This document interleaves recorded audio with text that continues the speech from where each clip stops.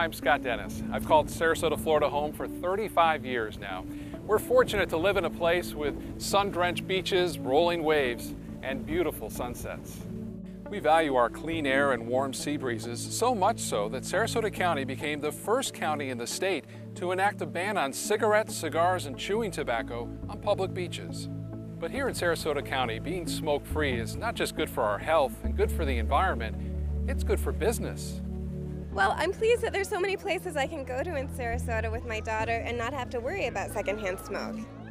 In 2002, Florida voters overwhelmingly approved the Florida Clean Indoor Air Act, a constitutional amendment outlawing smoking in most workplaces, restaurants, and indoor common areas. That's one great reason for living in Florida. Restaurants are smoke-free. Florida's smoke-free amendment has had a positive impact on the restaurant, hotel, and tourism industries. The Florida Clean Indoor Air Act is good in as far as it goes, but there are loopholes.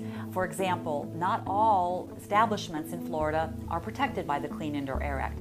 Fortunately, many Sarasota businesses have chosen to save money, increase revenue, and protect employees and customers from secondhand smoke by voluntarily enacting policies such as smoke-free outdoor seating areas and entryways, no smoking anywhere on the property, quit smoking programs for employees, smoke-free bars, casinos, and hotels, and smoke-free car rentals. You'll save money when you have less people using tobacco. It's been estimated that $4.7 billion a year could be saved if all businesses in the United States were smoke-free.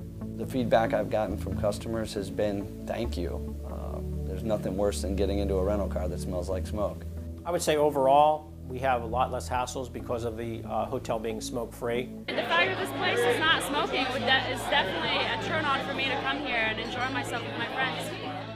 Even county government is seeing the economic benefits of extending smoke-free policies. Sarasota County has smoke-free beaches, but it's not because of the smoking on the beach, it's because of the litter that was on the beach. Our beaches are our crown jewels here in Sarasota, and for them to be strewn with cigarette litter wasn't living up to their reputation. So this was an economic decision. It impacts who visits the beach, it impacts the cost of cleaning the beach. The only way to deal with this extremely expensive litter problem was to enact a no smoking beaches ordinance to deal with the economic cost of the litter. Today, more than half the states in the U.S. have passed laws requiring smoke-free workplaces. As Sarasota County businesses voluntarily extend smoke-free policies, they increase revenue and overall customer satisfaction. We are simply following trends that we're seeing nationwide in all sorts of industries, whether it's the airline industry, the hotel industry, restaurant industries, anywhere where people are publicly congregating. In October 2006, Marriott introduced a policy where there is to be no smoking in any of their hotels. This includes the hotel rooms, the public areas, restaurants, the lobby. I think Marriott has implemented this policy because of the fact that it is economic, it is cost-effective to clean a non-smoking room compared to a smoking room. If somebody smokes in the room, then we have to go into that room, shampoo the carpet, have the drapes cleaned, have the upholstery cleaned, take all the linen off, and we have to have it completely laundered again to get it back to a non-smoking room. We do have designated areas for the guests to smoke, which is located outside the hotel. The fact that the Marriott has smoke-free policies in all the room areas is the main reason that we stay at the Marriott. Our guests have been very positive here at the Courtyard Sarasota. We've had a lot of people, when they come in to check into the hotel, they have specifically asked for a non-smoking room. So when we tell them that the whole facility is non-smoking, they're really excited and pleased to hear that. Any hotel in Florida that does not allow smoking, we're going to be their customers. There are other good examples of smoke-free policies here in our state.